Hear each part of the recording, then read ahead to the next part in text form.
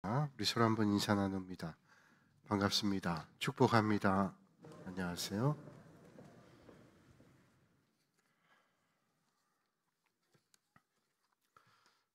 한경지 목사님께서 은퇴하고 난 다음, 목회 은퇴하고 난 다음에 이제 언제 하나님께서 부르실지 모르겠다 생각하고는 유언을 미리 만들어 놓으셨다 그러죠. 그래서 써서도 전하긴 했던 것 같은데 녹음한 내용, 그래서 가족들에게, 자손들에게 유언으로 해놓은 그런 녹음이 그걸 만든 지 한 20여 년 지난 다음에, 그러니까 70대 은퇴하고 만들어 놓은 게 90이 넘어서 돌아가셨으니까요. 그때 이제 밝혀졌습니다. 그래서 그 녹음한 걸 들은 적이 있는데 아마 제가 여러 번 말씀드렸던 것 같아요. 한 7, 8분 되는 그런 녹음인데 그 내용에 이제 목사님께서 목회 여정을 쭉 말씀하시고 자녀들에게 우리가 살다 가면 다 흔적이 남는다. 사람들이 살다 간 곳에 흔적이 남죠. 그런데 어떤 사람은 꽃씨를 뿌리면 지나간 자리에 꽃이 필 것이고, 또 누군가 물을 뿌리면 그 꽃들이 잘 자라게 할 것이고, 또 어떤 사람은 지나간 다음에 쓰레기들이 남을 텐데 그 쓰레기는 악취가 나게 될 거다. 뭐 그런 얘기를 하시면서 우리 자녀들은 다 좀 좋은 씨를 뿌리고 물도 주고, 그래서 향기 나는 그런 삶을 살면 좋겠다. 그리고 쓰레기를 남기는 삶이 되지 않아야 되겠다. 그런 말씀을 주셨어요. 그러니까 우리 인생은 뭘 남기는가 중요하죠. 뭐 많은 재산을 남기고 또 물질을 남기고 뭐 영향력 남기고 그런 것보다도 우리가 떠나고 난 다음에 향기로운 모습들이 남는다. 참 아름다운 일이죠. 우리 많은 교우들도 세상 떠난 다음에 우리의 마음속에 기억으로 남습니다. 저도 이렇게 예배 드릴 때나 또 장례를 치르고 날 때 보면 아이고 또 저기 늘 앉아 계시던 분께서 떠나셨다. 그런 생각을 해보면 그런 마음들이 들어요. 떠나셨지만 그분의 흔적은 남아있구나. 그분의 믿음의 모습들은 남아있구나. 그런 생각들을 종종 해보게 됩니다. 역사란 무엇인가라는 책을 쓴 아놀드 토인비는 말하기를 역사는 도전과 응전이다. 아주 유명한 얘기를 하죠. 도전과 응전이다. 우리 삶의 자리는 날마다 도전이 있습니다. 그 도전을 어떻게 반응하느냐에 따라서 역사가 쓰여지게 된다는 거죠. 자, 우리가 어떤 충격받을 때 그 충격에 무너질 때도 있지만 그 충격을 오히려 극복해서 더 큰 아주 아름다운 열매를 맺게 될 때도 있습니다. 그러니까 우리 역사라고 하는 것은 우리의 삶의 자리에 수많은 도전을 통해서 어떻게 반응하느냐에 따라서 역사가 이루어지게 되는 거죠. 오늘 우리 개인의 삶도 마찬가지라고 생각이 돼요. 우리의 삶의 자리에 여러 가지 도전적인 일들을 만나게 됩니다. 충격적인 일을 만나기도 하고 힘든 일을 만나기도 해요. 그러나 그거에 대해서 어떻게 반응하느냐에 따라서 부정적인 열매를 맺게 될 수도 있고 긍정적인 열매를 맺을 수도 있다는 거죠. 그래서 토인비가 얘기한 도전과 응전이라는 말은 상당히 의미가 있는 것이고 오늘 우리 개인의 삶에도 시사하는 바가 크다는 생각이 듭니다. 어떤 도전을 만날 때 우리는 어떤 반응을 할 것인가. 또 역사라고 하는 것은 우리 인간의 살아온 흔적을 얘기하죠. 성지순례를 가거나 또는 역사의 흔적들을 가면 많은 흔적들이 남아 있습니다. 뭐 많이 없어지기도 했지만 흔적들이 남아 있어요. 그래서 어떻게 살았는가를 대략 우리는 엿볼 수가 있는 거죠. 사람이 살아온 것은 어디나 삶의 흔적이 남습니다. 그래서 정확한 역사의 흔적을 우리가 살펴보기 위해서는 기록으로 남겨 있으면 참 좋죠. 그래서 기록으로 남겨 있으면 그 기록을 보고 정확하게 알 수 있어요. 기록이 없으면 우린 추정해서밖에 알 수가 없습니다. 경교라는 종교가 있습니다. 경교. 이 경교라고 하는 종교가 중국의 서안이라는 지역에 경교 십자가가 발견됐어요. 십자가 비가 발견이 됐습니다. 이 왜 서안에 십자가 비가 발견됐을까? 그 서방에 있던 기독교가 동방으로 오면서 서안에 이 경교 십자가가 발견됐어요. 그래서 거기 있는 십자가 비를 조사하면서 그 옛날에 복음이 여기까지 확산됐다는 걸 추정하게 되고 그게 또 일본까지 건너가게 돼요. 도대체 이게 어떻게 경로가 이렇게 됐을까? 역사적 자료가 있으면 정확하게 잘 알 수가 있겠죠. 그런데 그 흔적이 있지만 그 자료가 문헌으로 나와 있지 않으면, 글자로 문자로 기록되어 있지 않으면 잘 알 수가 없습니다. 자, 그럼에도 불구하고 그때도 흔적은 남아있죠. 우리가 문자로 기록되지 않았던 때의 역사를 우리는 선사시대의 역사다, 그렇게 얘기를 합니다. 그러니까 기록으로 남겨져 있기 전에 역사를 선사시대의 역사라고 얘기하죠. 그때도 물론 문자로 기록이 되어 있지 않았지만 삶의 흔적들이 있기 때문에 거기에는 많은 자료들이 있죠. 그러나 좀 더 정확히 알 수 있는 방법은 문자를 통해서 남겨지게 된다면 훨씬 더 잘 알 수 있겠죠. 그럼에도 문자 없어도 삶의 흔적은 남아 있습니다. 1942년에 콜럼부스가 미국 대륙을 발견했습니다. 그래서 신대륙을 발견했다 그러지만 사실은 그건 유럽의 관점에서 그렇죠. 서구 사람들의 관점이지 사실은 그보다 1000년 전에, 1492년이 아니라 훨씬 전에, 1000년 전에 이미 알래스카를 통해서 동양 사람들이라고 얘기할 수 있죠. 그런 사람들이 넘어가서 이미 거기 살고 있었습니다. 남미도 마찬가지. 남미도 태평양 연안의 섬에 살고 있던 사람들이 고기를 잡고 그러다가 풍랑을 만나서 남미 대륙에 들어가서 정착해 살죠. 사실은 훨씬 그 전부터 살고 있었어요. 그러니까 그때부터 살고 있던 사람들, 인디안이죠, 인디안들. 이 사람들이 사실은 북미나 남미의 주인이나 마찬가지죠. 자, 그렇게 이미 살고 있었어요. 그러니까 우리가 문자가 있기 전에도 역사는 남아 있었고 그 역사의 흔적들을 통해서 우리는 추정해 볼 수 있죠. 그래서 역사를 통해서 우리가 배우는 것들이 참으로 많습니다. 그래서 모든 역사는 과거의 흔적을 가지고 있고 그 과거의 흔적들을 통해서 오늘 우리를 발견해 볼 수가 있는 것이죠. 그래서 역사는 중요합니다. 왜 중요하냐? 과거를 통해서 오늘을 볼 수 있기 때문에. 사람도 마찬가지예요. 사람들이 오늘 이 자리에 있잖아요. 근데 사람이 다 다릅니다. 성격도 다르고 또 경험도 다르고 삶에 경험했던 많은 것들이 다 달라요. 그래서 우리가 생각했던 것과 많이 다를 때가 있어요. 그분을 이해하려고 하면 그분의 삶의 자리를 이해해야 되고 지나온 흔적들을 이해해 본다면 훨씬 더 잘 알 수가 있어요. 개인도 지난 과거가 오늘 우리를 만드는 경우가 많다라는 거죠. 그래서 역사를 알아야 오늘의 시대를 알 수 있고 역사를 알아야, 개인의 역사를 알아야 그분의 삶을 알 수가 있다라고 얘기하는 거죠. 그래서 제가 설교학을 공부할 때도 그 설교자의 설교를 분석하기도 하지만 그 사람의 설교를 분석하기 전에 그 사람의 삶의 궤적을 먼저 살펴봅니다.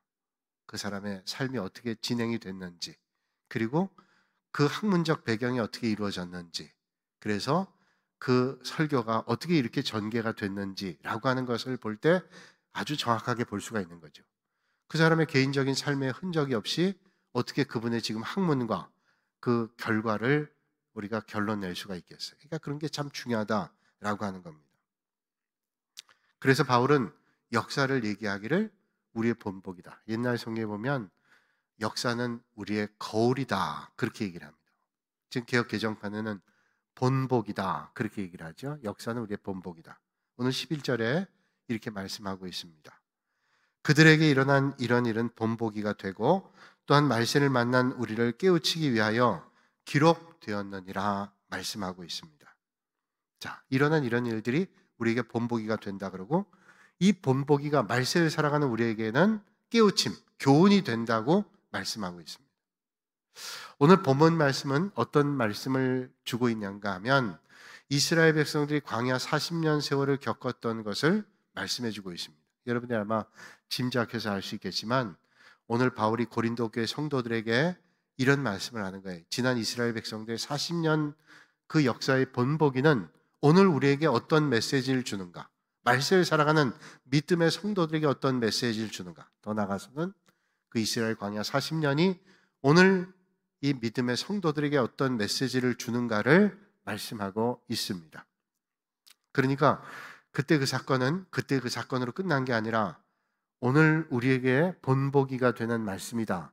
그래서 이걸 우리에게 깨우치게 말씀해 주는 거죠.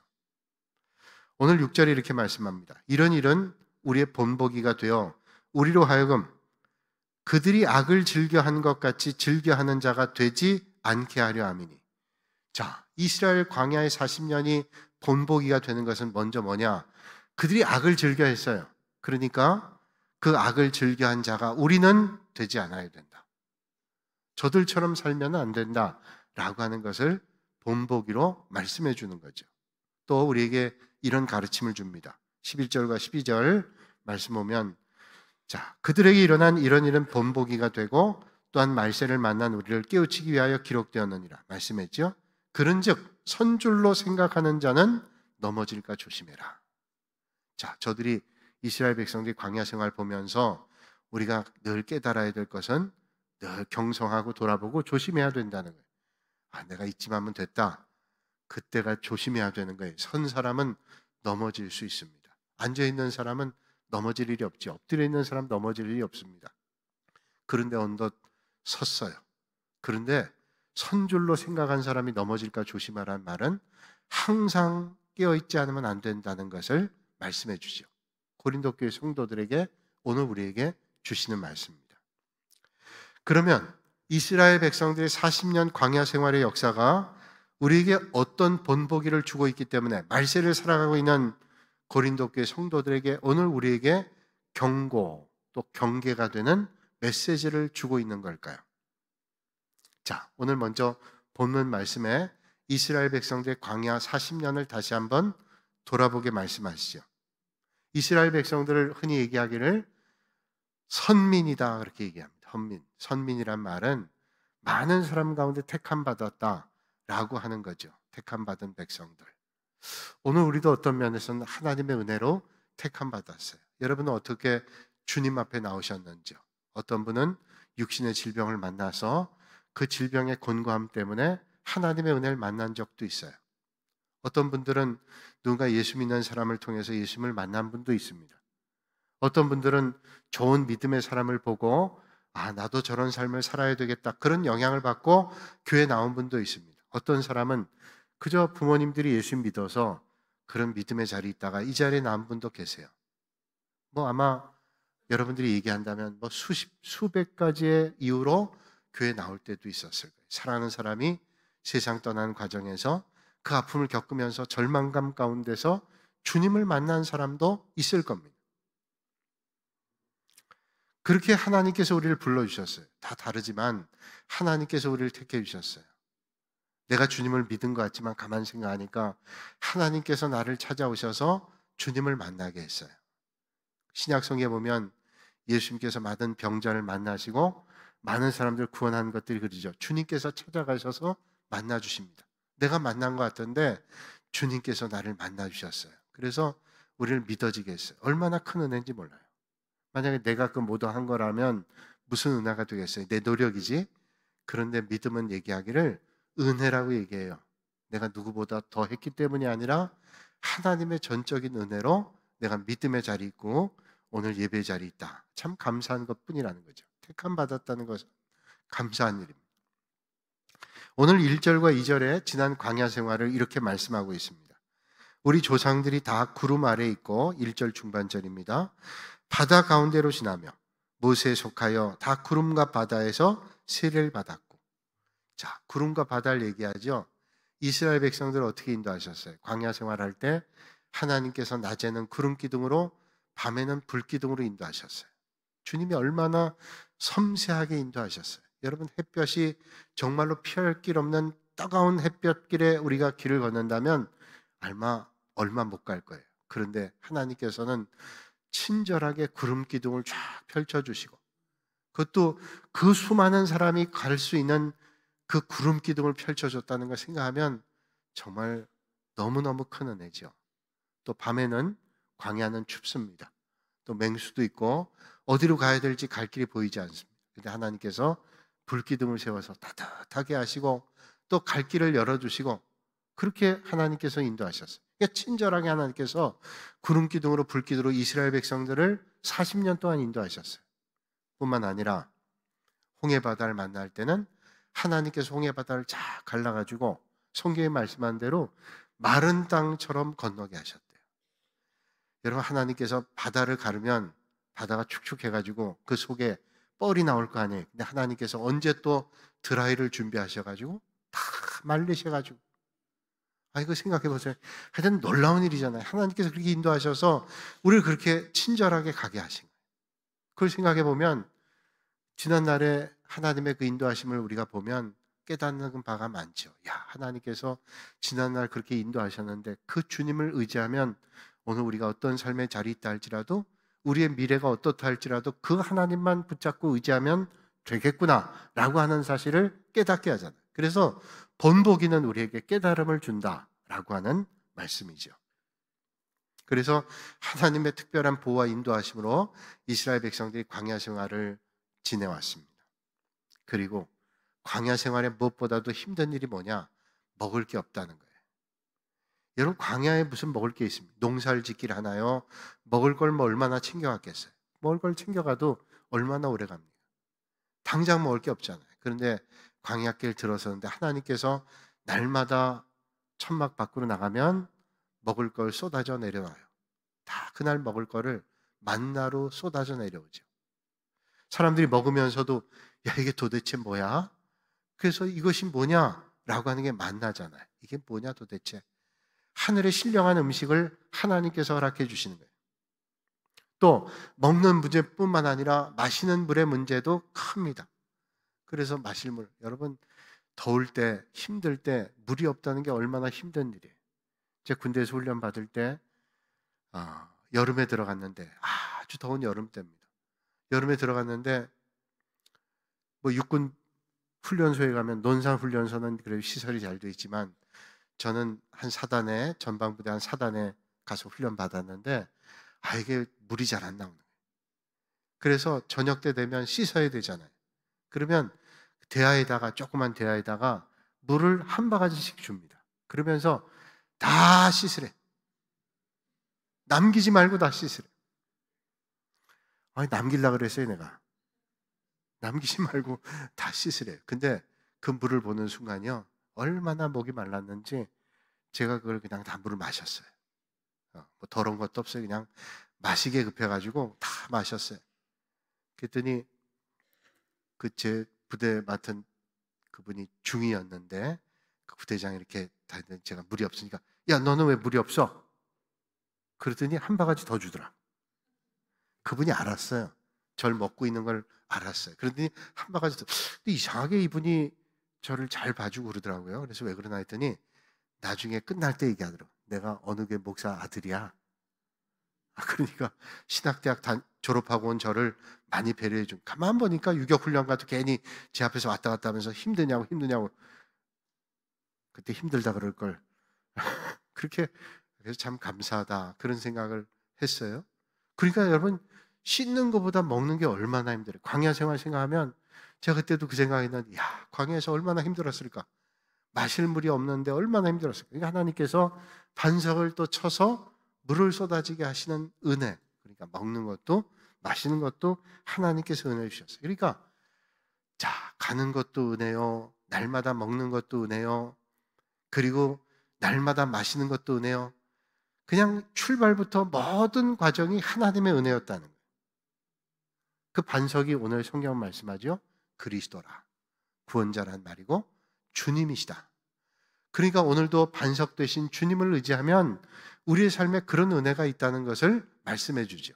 사랑하는 여러분, 여러분 삶의 자리에 반석이 되시는 주님만 의지하실 수 있기를 주님의 이름으로 축복합니다. 다른 거 의지할 거 없어요. 내가 눈에 보이는 어떤 의지하는 게 아니라 정말로 참 반석이 되신 주님을 의지하면 거기에 샘이 솟고 하나님의 은혜가 넘치는 거예요. 그래서 오늘도 그 주님의 인도함을 받으면 동일한 은혜를 얻게 된다. 그런데 이런 은혜를 받았는데요, 여러분 아시죠? 이스라엘 백성들이 광야 생활에서 상당한 사람들이 죽음을 맞이했습니다. 그것도 보통 많은 사람이 아니라 상당한 많은 사람이 죽게 됐어요. 그래서 5절에 이렇게 말씀하죠. 그러나 그들의 다수를 하나님이 기뻐하지 아니하셨으므로 그들이 광야에서 멸망을 받았느니라. 오늘 주님 말씀해요. 그들 다수를 기뻐하지 않았대. 그래서 그들이 광야에서 멸망당했다고 말씀합니다. 그럼 다수는 꽤 많은 사람인데 얼마나 될까요? 우리는 알죠? 성경에 말씀한 대로 이스라엘 백성들이 광야 들어갈 때, 애굽을 출발할 때 장정만 60만이라고 그랬어요. 애들 빼고, 여자 빼고, 노인 빼고 장정만 60만이고 우리가 통상 추정하기를 200만쯤 될 거다. 그리고 테리 홀이라는 성경학자는 맥시멈 700만까지 될 거다. 그냥 막연히 700만이 아니라, 왜냐하면 밤새도록 이 사람들이 출애굽했는데 그 길이가, 넓이가 몇 명 줄로 간 게 아니라 그게 몇 킬로가 되는 거예요. 그래서 다 계산해 보니까 그러면 한 700만쯤 될 거라는 거예요. 그러니까 많으면 700만, 적어도 200만, 거기다가 또 가져간 짐승들 있잖아요. 애굽 떠날 때. 그러면 사람보다 그건 5배쯤 될 테니까 1000만 생명이 움직이는 거예요. 야, 그 1000만이 간다는 건 엄청난 일이잖아요. 그런데 60만이 출발했다 그래도 그 가운데 광야 생활하면서 가나안 땅에 들어간 사람은, 출애굽해서 가나안 땅 간 사람은 출애굽할 때 당시에 여호수아 갈렙 말고는 없어요. 중간에 태어난 사람들, 원망과 불평하지 않았던 주님을 의지했던 사람이 가나안 땅에 들어간 거예요. 그렇다면 왜 저들은 중간에 멸망당했을까요? 성경은 말씀하시기를 하나님의 그 큰 은혜를 받았는데도 은혜를 저버렸기 때문에, 은혜를 잊어버렸어요. 그래서 여러분, 은혜를 잊으면 안 된다고 말씀하고 있죠. 그 역사가 주는 본복입니다. 오늘 6절에 이런 일은 우리의 본보기가 되어 우리로 하여금 그들이 악을 즐겨한 것 같이 즐겨하는 자가 되지 않게 하려 합니다. 그러니까 악을 즐겨하지 않아야 된다. 그들 출애굽했을 때 하나님 원망했던, 불평했던 저들을 우리가 절대로 본받아 악을 즐겨하면 약속의 땅, 가나안 땅, 오늘로 얘기하면 영원한 하나님 나라에 들어갈 수 없다는 것을 말씀해 주는 거죠. 그러면서 오늘 하나님의 은혜를 잊어버렸던 행동 4가지를 대표적으로 말씀해요. 고린도 교회를 향해서 말씀해 주는 거죠. 왜? 고린도 교회가 지금 이스라엘 백성들이 광야에서 방황하다가 하나님 말씀을 어기고 은혜를 저버리고 결국 저들이 가나안 땅에 들어가지 못한 것처럼, 고린도 교회 교인들은 이런 걸 본보기로 삼아가지고 절대로 조심해서 은혜를 저버리는 삶을 살면 안 된다는 거예요. 첫째가 우상 숭배하는 겁니다. 7절에 말씀하죠. 그들 가운데 어떤 사람들과 같이 너희는 우상 숭배하는 자가 되지 말라. 기록된 바 백성이 앉아서 먹고 마시며 일어나서 뛰논다 함과 같으니라. 출애굽 때 이스라엘 백성들이 출애굽해서 홍해바다 건너고 시내산 도착해서 정비할 때 모세가 하나님의 말씀 10계명을 받기 위해서 시내산 올라갔잖아요. 근데 올라가서 시내산에서 10계명을 받는데 시간이 좀 걸렸던 모양이에요. 그러니까 아론 부추겨가지고 금송아지를 만들죠. 모세가 내려서 얼마나 화가 났어요. 그 10계명판 집어 던졌잖아요. 얼마나 화가 났는지. 근데 저들이 금송아지를 만들어가지고 금붙이를 가지고 금송아지를 만들어서 춤추면서 야, 이게 하나님이다. 야, 이거 얼마나 괘씸한 일이에요. 하나님의 은혜로 거기까지 왔는데 금송아지를 가지고 만들어 놓고 이게 하나님이라고 춤을 추고 있으니 이게 하나님의 은혜를 저버린 행위지요. 그래서 이런 본보기를 통해서 고린도 교회 성도들에게 말씀하는 게 뭐예요? 자, 이스라엘 백성들이 그런 본을 우리에게 보여준다. 그렇게 해서는, 악을 즐겨해서는, 우상 숭배해서는 절대로 가나안 땅에 들어갈 수 없다. 하나님의 나라에 들어갈 수 없다. 본보기를 가지고 깨달음을 얻으라고 말씀하죠. 그러니까 어떤 삶의 자리에도 하나님만을 섬겨야 된다고 말씀하고 있습니다. 오늘 우리에게도 말씀하죠. 어떤 삶의 자리에 있어도 다른 거 의지하지 말고 하나님만 의지하라고 말씀하고 계십니다. 두 번째로는 8절에 그들 중에 어떤 사람들이 음행하다가 하루에 23,000명이 죽었나니 우리는 그들과 같이 음행하지 말라. 민수기 25장 보면 음행 때문에 23,000명이 죽었습니다. 그 말씀하는 거예요. 그러니까 고린도 교회 안에 이런 일들이 있어요. 그러니까 그 이스라엘 백성들이 광야 생활에서 민수기 25장 말씀한 대로 2만 3천 병이 이것으로 죽은 것을 생각하면서 주의해야 된다 말씀하죠. 그리고 세 번째로 구름 시험을 얘기합니다. 여기 이제 주님을 시험한 것을 얘기하죠. 9절에 그들 가운데 어떤 사람들이 주를 시험하다가 뱀에게 멸망하였나니 우리는 그들과 같이 시험하지 말자. 자, 주를 시험하다 뱀에 물려 죽은 건 뭘죠? 광야에서 그러면 우리는 불뱀 사건을 합니다. 민수기 21장을 보면 이스라엘 광야에서 하나님의 보호하심을 의심하고 하나님의 약속의 말씀을 믿지 않았어요. 불신한 거예요. 그 불신하니까 하나님께서 불뱀을 보냅니다. 불뱀이 물어서 다 죽게 하는 거예요. 그런데 불뱀에 물려도 그 순간에 모세를 통해서 하나님께서 놋뱀을 세워서 그걸 보게 하죠. 그러면 그 불뱀에 물렸다 할지라도 하나님의 말씀대로 하는 사람들은 죽음을 면하게 돼요. 근데 그것도 그게 무슨 힘이 있냐? 그리고 하나님 말씀을 의지하지 않고 그 놋뱀, 구리뱀을 쳐다보지 않으면 죽는 거예요. 그러니까 하나님 말씀 신뢰하고 어떤 위기를 만나도 죽음의 어려운 순간을 만나도 하나님의 말씀을 의지하고 주님을 의지하는 거예요. 그러니까 이스라엘 백성들이 가나안 땅 향해 갈 때 모세가 이제 이스라엘 백성들이 이끌다가 자기는 모세가 느보산에서 죽잖아요. 느보산에서 죽을 때 느보산 꼭대기에서 이렇게 가나안 땅을 보니까 저기가 여리고예요. 여리고는 지금 여기에서 전주 정도 될 거예요. 거기 지나면 가나안 땅에 들어갑니다. 모세는 거기서 가나안 땅을 바라보고 자기는 죽죠. 그러면서 뒤를 여호수아에게 넘기고 자기는 죽습니다. 그 느보산 꼭대기에 놋뱀이 있어요. 구리뱀이 이렇게 만들어진 조형물이 있어요. 왜 그 조형물이 거기 있었을까? 이스라엘 백성들이 가나안 땅에 들어가도 늘 하나님의 말씀을 쳐다봐야 된다. 하나님의 인도하심을 의지해야 된다. 불신하지 마라. 이걸 말씀하고 있는 게 아닐까요? 그래서 주님을 시험한 사람은 뭐예요? 불신한 사람들, 하나님의 말씀을 끝까지 의지하지 않은 사람들, 이런 사람들을 죽는 거예요. 그러나 그 순간에도 주님 말씀을 의지하는 거예요. 여러분, 오늘 우리의 삶에 여러 가지 위기를 만날 때 있어요. 너무 힘겨울 때 있어요. 숨이 턱턱 막힐 때 있어요. 그때 숨이 막혀도 하나님을 의심하지 말고 믿으라고 말씀하는 게 아닐까요? 여러분, 오늘 삶의 자리가 힘들고 어려워서 도대체 주님은 뭘 하시는 거야? 그런 의구심이 들 때라도 여러분들이 눈을 들어 주님 보라고 말씀하시는 게 아닐까요? 그러니까 불신하지 말라고 주님 말씀하고 있는 거예요. 그리고 마지막으로 10절입니다. 그들 가운데 어떤 사람들이 원망하다가 멸망시키는 자에게 멸망하였나니 너희는 그들과 같이 원망하지 말라. 자, 이스라엘 백성들이 원망했다는 거예요. 세번역 성경에는 불평하지 말래요. 그러니까 원망과 불평을 같은 얘기예요.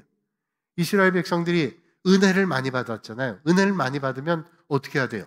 은혜 받은 사람은 감사하고, 참 감사하고 감사하다. 언제가 유튜브를 보니까요, 저 남미에 우리나라 사람들이 남미 어느 나라인가 아주 거기에 터를 잡고 정말로 많은 사람들이 잘 살고 있어요. 근데 한 분이 그런 얘기했던 게 기억이 나요. 한 분이 자기는 정말로 살기 힘들어서 이 남미에 그때 잘 알지 못한 나라에 이민을 왔는데 그때 한인교회 조그만 교회 있었는데 그 교회 나갔더니 어떤 집사님이 자기를 믿어주고 보증을 서가지고 자기가 옷가게를 시작해서 내가 이만큼 부자가 됐다는 거예요. 그게 벌써 한 20년 된 얘기인데 그분이 그 집사를 얘기하는 거예요. 그 집사가 어떤 집사냐? 최 집사예요. 그 최 집사는 누군지 모르겠어요. 하여튼 근데 그 최 집사님이 자기를 믿어줘가지고 거기서 처음 본 사람인데 교회 다닌다는 것 때문에 그 집사님이 자기를 믿어줘가지고 너무 고맙다고 눈물이 그렁그렁 하는데 나도 따라올 뻔했어요. 그분이 얼마나 고마운 거예요. 그분이 그러니까 내가 20년 이렇게 와서 그분이 없었더라면 나는 여기에 지금 있을 수 없어요. 그분 때문에 최 집사님 때문에 너무 고맙다. 감사하다. 그래서 참 이 사람은 귀한 분이구나. 사람이 은혜를 받아도 잊어버릴 때가 많은데 이분은 은혜를 기억하는 거예요. 늘 얘기하는 거예요. 자기는 내가 이렇게 된 건 그 최 집사님 때문이다. 최 집사님 때문이라. 그 최 집사님은 왜 도와줬겠어요? 믿음 있는 사람이니까 그 사람을 믿어주고 도와줬겠죠. 같은 믿는 사람이니까. 근데 은혜를 기억하면 참 고마워요. 근데 사람들이 은혜를 잊어버려요. 조금만 섭섭하죠. 은혜는 싹 잊어버려요. 그래서 마음속에 자꾸 다짐해야 돼요. 섭섭한 거 기억하지 말고 은혜를 기억하자. 근데 은혜 10번 받아도요, 섭섭한 거 한 번 있으면 사람들이 획획 돌아요. 나는 그러지 말아야지. 그런 생각하는데 혹시 그럴지 모르겠어요. 여러분, 받은 은혜 기억하시고 감사하실 수 있기를 주님의 이름으로 축원합니다. 감사하면요, 사람이 참 귀해져요. 감사하면 조그만 거 가지고 감사해도요, 참 사람이 괜찮네. 근데 받은 은혜 많은데도 은혜는 싹 잊어버려요. 그리고 자기가 잘해서 뭐 한 것 같은데. 근데 그 채집사 도와준 거 기억하는 그분 생각하면 눈물이 그렁그렁 해가지고 20년 전인데 참 고맙다. 아마 그런 마음 가졌으면 은혜를 갚아도 여러 번 갚았겠죠. 그렇다면 여러분, 이스라엘 백성들이 광야 생활에 하나님 돌봐주신 은혜가 얼마나, 그렇게 도와달라고 하나님 울부짖어가지고 하나님께서 모세를 통해서 이스라엘 백성들이 이끌었잖아요. 송해바다 만나면 마른 땅으로 건너고 구름기둥 불기둥으로 인도해 주시고 만나와 메추라기를 먹게 하시고 매 순간이 은혜였어요. 하나도 은혜 아닌 거 없었어요. 그런데 홍해 건널 땐 찬양했는데 광야 생활 길어지면서 원망을 했어요. 이게 본복이라는 거예요. 고린도 교인들에게 원망하는 거 이거 하면 안 된다. 원망. 하나님께서 다 들으셨잖아요. 원망도 들으셨대잖아요. 구름기둥 불기둥 은혜잖아요. 만나 메추라기 은혜잖아요. 반석의 샘물 먹으면서 얼마나 은혜를 받았어요. 그런데 뭐라고 원망해요? 하나님 모세를 원망하면서 아니 우리가 죽을 매장지가 없어서 이 광야까지 우리를 끌고 왔냐? 누구한테 한 거예요? 하나님과 모세에게. 하나님께서 어떻게 하셨는데? 그런데 그 원망을 하나님께서 다 들으셨어요. 그래, 너희들이 원망한 대로 어떻게 해요? 가나안 땅에 못 들어가요. 여러분 광야까지 와서 왜 헤매다가 하나님 나라에 못 들어가요? 여러분 오늘 우리가 믿음의 길 경주하다가 왜 하나님 나라에 못 들어가요? 하나님의 은혜를 구하시고 주님 우리가 끝까지 믿음의 경주를 잘해서 하나님 주시는 은혜를 받기를 원합니다. 날마다 주님 앞에 엎드리시는 여러분들이 되시기를 주님의 이름으로 축복합니다. 혹시 우리가 나도 모르는 사이에 원망과 불평이 커지지 않나요? 자칫 잘못하면요 원망의 자리가 갈 수 있어요. 정신 똑바로 안 차려면 저도 그래요. 야, 받은 은혜가 큰데 깜빡하면 조금 불편한 거 가지고 원망할 때가 있어요. 매 순간이 우리 하나님 은혜라 그러잖아요.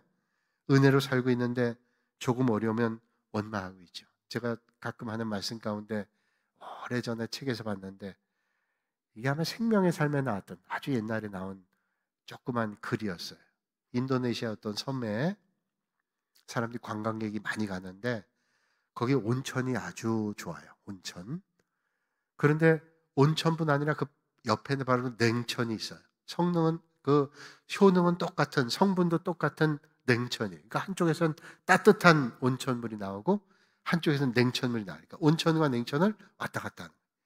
관광객들이 얘기하기를 야, 참 이 사람들 복도 많이 받았다.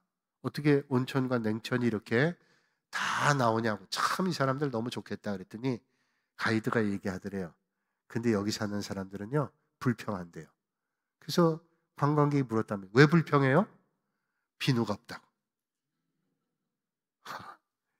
그 남 얘기 같죠? 가만 그 책을 옛날에 봤을 때 우리 그러잖아요. 아유 나는 옷도 뭐 그러다가 옷 사잖아요. 뭐 구두 모자가 없네. 핸드백이 없네. 나도 모르는 사이에 바꿔 생각하면 많은 게 있는데 놓치고 살잖아요. 여러분 우리가 원망 아니라 하나님의 은혜를 날마다 떠올리면서 감사를 찾으실 수 있기를 주님의 이름으로 축원합니다. 가만히 생각하면 감사할 거예요. 오늘 내가 이렇게 마음껏 예배드릴 수 있다. 얼마나 감사한지 생각해 보면 감사한 거예요. 제가 지난번에 노예 어떤 목사님 만났더니 저한테 갑자기 그런 얘기예요. 목사님 그분이 어떻게 알았는지 모르겠어요. 통풍이 요즘 어떠세요? 그래서 어떻게 알았나 내가 묻긴 뭐하고 그래서 예, 요즘에 뭐 컨트롤 잘 돼가지고 제가 통풍하는 지가 꽤 오래된 것 같아요. 근데 그땐 잘 걷기만 해도 너무 좋겠다. 그 통증만 없어도 너무 좋겠다고 생각했는데 그거 입고 산 지가 10년쯤 된 것 같은데 야, 내가 이렇게 그 통증 입고 사는 게 얼마나 감사한 건지도 입고 사. 그 얘기 듣고 깨달아서 야, 내가 참 감사하구나 라는 생각을 떠올려 봤어요. 여러분 꼭 기억하세요. 원망은 저주고요. 감사는 축복이에요. 부디 우리가 광야 같은 세상 사는데 은혜와 사랑을 따라 살다가 반드시 하나님 나라에 들어가야죠. 오늘 주님은 고린도 교회에 말씀하면서 우리에게 말씀해요. 자, 이스라엘 백성들이 그 많은 은혜를 받았는데 원망하다가 결국은 가나안 땅에 못 들어갔어요. 은혜를 떠올리면서 감사하고 주님 찬송하면 얼마나 복된 삶이 되겠어요. 오늘 이제 11절부터 13절까지의 말씀을 우리 같이 한번 읽고 제가 기도하겠습니다.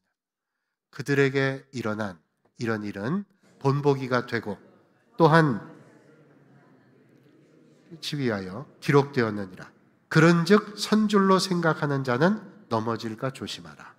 사람이 감당할 시험 밖에는 너희가 당한 것이 없나니 오직 하나님은 미쁘사 너희가 감당하지 못할 시험 당함을 허락하지 아니하시고 시험 당할 즈음에 또한 피할 길을 내사 너희로 능히 감당하게 하시느니라. 아멘.